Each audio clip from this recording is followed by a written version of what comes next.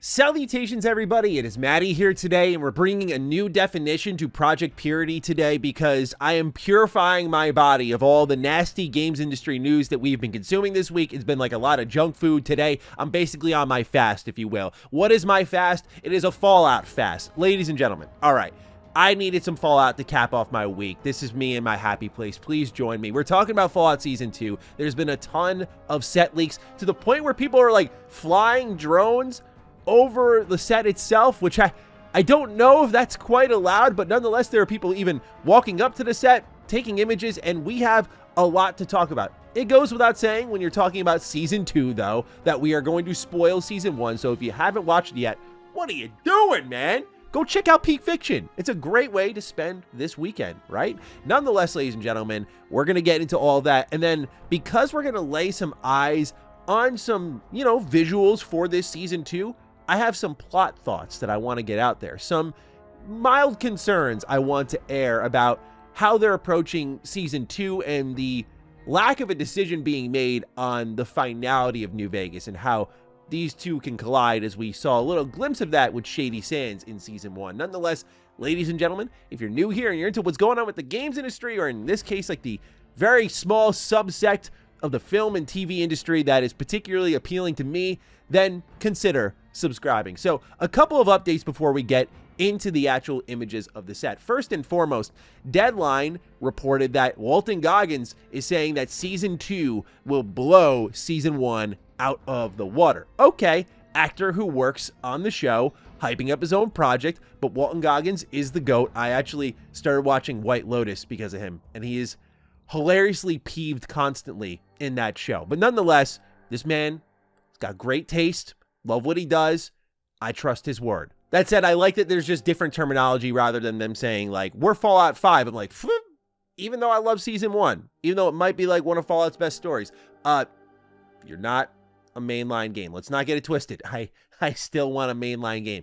However, we also had, unfortunately, those wildfires in California, and that caused a delay in the filming of Season 2. So it got pushed back a little bit, unfortunately. So that sets the table for what seems to be a maybe 2026 release of Season 2, I'd hope. But what we have now here is our first shot of the strip. Now, given that there are trailers and rusted cars as well as sort of a sandy floor, I'm going to wager a guess that there is probably a film term for this, but I'm just going to call it two sets that overlap, right? You have like one side that serves as the strip, the other side that's going to serve as some other location. You can see on the left side is a green screen, which is right in front of the gate that would say, "Welcome to New Vegas." We see the top signs, we see casinos. I mean, dude, just let me be there for like 2 minutes is all I ask. This is so cool. I said the same thing when the Fallout Season 1 leaks were happening. I'd be losing my mind. How could you focus on anything except these beautiful set pieces? I did read some people speculating online, and I think it is a fair assessment. Again, Season 1 spoilers, you've been warned again. When we get to the end of Season 1 and we learn that, the strip is not the strip anymore. It's been destroyed, and we see a Deathclaw skull, and we see Securitrons deactivated. You're like, what happened here exactly? As we'll get into later in this video, this opens up a lot of plot threads, and specifically Todd Howard asking to not draw any sort of conclusion to any endings in Fallout New Vegas. I don't know how you do these two at the same time. I'll get into that in a moment, but it's led to people kind of speculating that given the sandy ground and whatnot, this might be like a side entrance because you aren't seeing some of the key buildings that are, in New Vegas, but they are planning for them, as you'll see in some of these next shots. For example, this is a sign for the tops. There is, again, the entrance to New Vegas that they are now covering up with a bag. We see some of the buildings that they're designing, but yes, they even have a Vault 21 planned for the TV show, at least for some sort of set imagery. It looks like they're building out the Ultra Lux, if the shape of this black and gold building is anything to go by. And there were even some other set leaks that happened in Northern Hollywood, which we can see Rita's Cafe, the Atomic Wrangler sign. Like, this stuff is just so cool. I can't get over it. But more importantly, perhaps, is Novak will be making an appearance in Season 2. We can see the dinosaur head right here. You can see the no vacancy sign is also being planned. So really exciting stuff. When season 1 ends, we see Lucy and the Ghoul are teaming up alongside Dogmeat, and they're on their own adventure together. My assumption, like many others out there, is we're going to see a lot of this being a journey to New Vegas. And I love that, by the way, because I think of like when we start New Vegas in a playthrough, our adventure from Good Springs to the New Vegas Strip, you know, you see it in the distance, it's calling your name and it's pulling you in. I don't know if they're going to have that. If the New Vegas Strip has been destroyed, then what exactly are they going to see in the distance? I don't know, but at least for us as players, we'll have that sort of parallel that season 1 had, where it did a really good job of kind of including that feeling of like side quests and random encounters while still having a mainline story. So this sort of path to New Vegas is what I think people need to understand, that I think season 2 will be all about. I don't think it's going to be all about you arrive at the Strip episode 2 and it's about what happens after that. I think the goal is to get to the Strip and the finale is going to be about the Strip. But that gets to the complicated part. To explore the New Vegas Strip with some degree of intrigue, you need to have, I think at least, a sense of finality somewhere. Like, things have happened here, and this is what exactly did happen. But then you get into kind of the rules that Todd Howard is setting out of respect for New Vegas fans, and I have some thoughts on it. So we have this clip here from the Kinda Funny Games interview where Todd says, if anything, the show is leaning into the events there. Season 2 is going to be featuring some of New Vegas, and we're careful about maintaining the key events of that game and the great content in it. It's difficult to deal with when you're going back to an area where a game had multiple endings. We have some answers there, but it's hard. It's hard to canonize or say, this is exactly how that game ended. So whenever we can, I like to avoid it, Howard explains. Don't refute anything that happened. Be careful when you're specific about what happened. We want that game and what the players did to be their reality and truth. And you see this ambiguity a lot in season 1. The most popular version of that, though, is something like what you saw with the Shady Sands timeline. A lot of people were like, oh my god, they broke the timeline, while many people thought the arrow was pointing to a destruction at some point in time. Left the door open enough to explore that avenue and what kind of happened to this pocket of the NCR, but not so much that it really ruined anything, in my opinion. Same thing with the NCR, speaking of which, where, you know, Todd said in a separate clip that the NCR is doing well. This is about this pocket of the NCR. And that was one of the surprise factors of season 1 was, oh my gosh, the NCR is not like the dominant force in the West right now like we last saw them during, you know, Fallout New Vegas. In turn, speculation has led to people thinking that Bethesda is once again favoring the Brotherhood of Steel, and you can see at least a little bit of that when the Pridwin flies in, which, by the way, I learned through, again, a video from my buddy Juicehead. I did not realize that there was literal text on the actual airship that said Pridwin on it. But nonetheless, it goes by Caswinin to our understanding. But whatever you want to call it, it seems like the Eastern faction of the Brotherhood of Steel has somehow made their way to the West, which, yeah, this is like Bethesda special. They love the Brotherhood of Steel. So I get the feeling there from a lot of fans. Nonetheless, the point being is this ambiguity, these kind of like, we're not going to necessarily say that the Brotherhood of Steel from Fallout 4 made their way to the West, but we might imply it. We're not going to say the NCR has been outright destroyed, but we're going to imply at least a part of them is. They're not quite as powerful as they once were. We're not exactly going to say when certain things happen with Shady Sands, but, you know, they kind of happened. And why is this the case? I'll get into in a moment, but for me, I feel for season 2 to reach its potential, it needs to do 2 things. One of them I'm not concerned about at all. It's exploring the pre-war, the previous parts of the timeline. I think a lot of people forget that one of the best parts about the Fallout TV show is finally seeing A, the pre-war, but B, doing what the Fallout games can't do, where you're living in that time period outside of the unfortunately not utilized enough memory den where they had the opportunity to do something different. But don't get me started on that.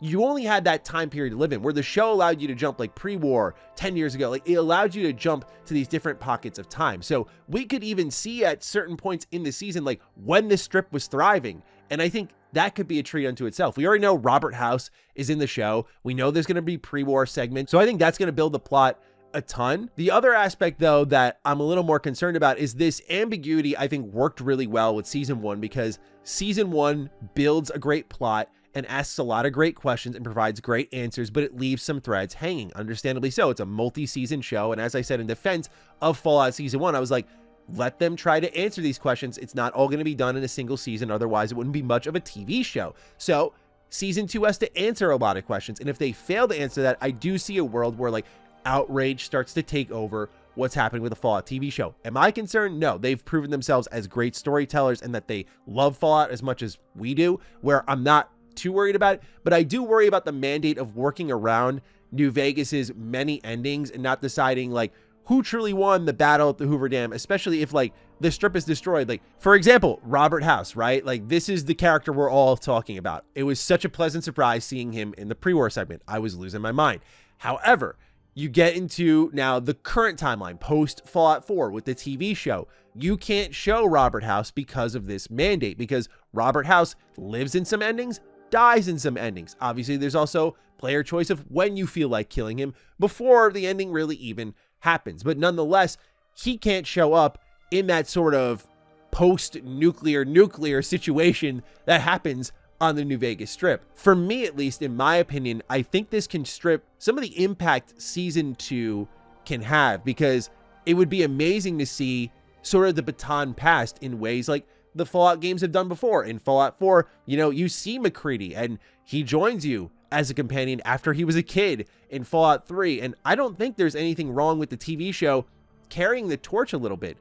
While it's not Fallout 5, it is further in the Fallout timeline and restricting it narratively, where like now we have the trust relationship established, where I'm like restricting it narratively where it's like you can draw some sort of golden route ending, like this is what happened, this did succeed. Like it's assumed Project Purity did succeed in Fallout 3.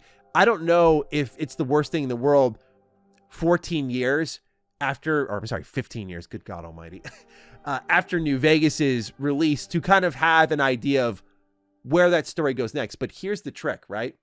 Is I think Bethesda wants to do that. They don't want the TV show to do that. They want to do that. And I think it's because I've been trying to narrow down where I think they will go with the next mainline Fallout game. They already confirmed they're doing Fallout 5 after the Elder Scrolls 6.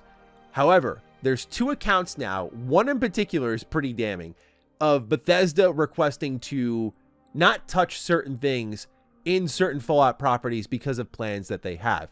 And you know Bethesda, future-focused ass company, all right? We're talking about the company that was teasing Fallout 4 in Fallout 3, for God's sakes. And we'll get into how Fallout 4 undoubtedly is teasing where Fallout 5 is going. But all of that to the side, you have in the Fallout TV show moments where Nolan was talking about how Todd specifically requested they don't do certain things in Season 1 because they want to do them. They're putting the games first. Putting the games first is having a cost, as I'm mentioning already with the narrative. But the most interesting one here is from NoClip, where they say, as journalist and narrator Danny O'Dwyer explained in the documentary, San Francisco was also on the table. In fact, O'Dwyer said to keep San Francisco open as a potential setting for future games, Bethesda asked developer Obsidian Entertainment to remove a line of dialogue from Fallout New Vegas, which described the city as being totally wiped off the map. And wouldn't you guess it, Fallout 4 has numerous references to San Francisco and the West Coast all around it. You have the Cabot family mentioning the Mojave. You have the Memory Den from Kellogg, and they show there the Golden Gate Bridge. Like, there are tons of references to San Francisco in Fallout 4. And if Bethesda, the creature of habit they have always been, has proven me anything, it's like they're probably looking at San Francisco. So don't make any big decisions on what's happening in the West Coast with the Fallout TV show, because we're going there next. That is why I think there is a level of protection around New Vegas, because I think those decisions will be made. I think it might end up harming the TV show, but it might really benefit the next Fallout game, because that would be an interesting shakeup for Bethesda. And I could see them as creatives wanting to do that. Like, hey, since we first got the Fallout license, we've done East Coast Fallout games. We're going to try and tackle the West Coast. And more than anything, what I don't think people are talking about when it comes to this Fallout TV show is this one element here. It is preparation for the next game. And that's why I find it so interesting that Bethesda is introducing people to kind of the core, the origins of Fallout, rather than their version of Fallout with what you find in 3 and 4, which I adore, but they're leaning more into Fallout 1 and now New Vegas. We really haven't seen, outside of visuals, any key elements from Fallout 3 or 4 play a factor, which is why, look, I guess the jury is still out for some people. I don't get the whole mindset of like Bethesda despises old Fallout. I don't get that vibe, and that they prefer their own version when they're using pretty much the material exclusively from an era they never even worked on. So I think the idea here is like they're trying to plant the seeds for people who are interested in Fallout and learning what Fallout is. It's on a mainstream, massive level. When it's time for Fallout 5, now all the average Joes are going to know what Fallout is on a whole other level because of that TV show, and you're going to see the visuals like, oh, it's the West Coast as well. We're going to San Francisco.